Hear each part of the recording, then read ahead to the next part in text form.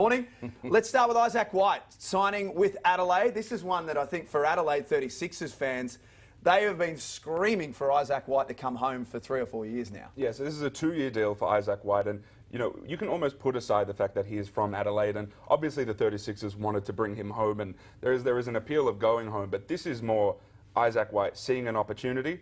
There's a role there, there are minutes there at the backup 1 and 2 for him, and the 36ers looking at someone who fills a need for them, which is a ball carrier, a shooter, someone who can guard, play with pace, which is something they want to do this season. And when you talk about a 36ers organization that has been quite dramatic over the past few seasons, bringing someone like Isaac White in, a Stanford grad, a high character guy, ask players on every team he's been on. He's a high culture, high character guy.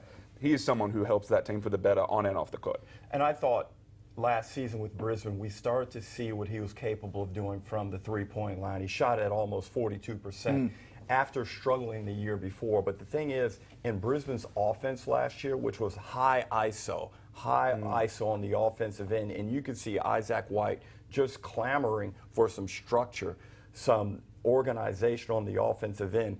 Even if that means playing at a higher pace, you can play fast but still be organized. And if that's what Adelaide intends to do, then it's going to be a great fit for Isaac. But I think from Adelaide's point of view, it's always good, Pete, to bring back those South Australian players. Maybe not you, but for the most part, that's how they've built their success over the years. And again, we talk about Isaac White and the links to home. It is good, you say, to bring back that local talent and bring back someone who you know is going to have a role and have an impact. So he averaged the most minutes per game of his career so far. He's been in the NBL 5 years, 15 minutes, 6.5 points, but it was the way he shot the ball, 41.5% from 3, which makes it enticing. The reason why I love this fit even more so from an Adelaide perspective, they were last in the league in bench scoring. So you understand you're getting a guy who's not going to be afraid to come in, and his role could change if you've got injuries to facility, foul trouble, whatever it is. You're going to slot him in there at the starting. We saw it at the back end of Brisbane's season when they had injuries.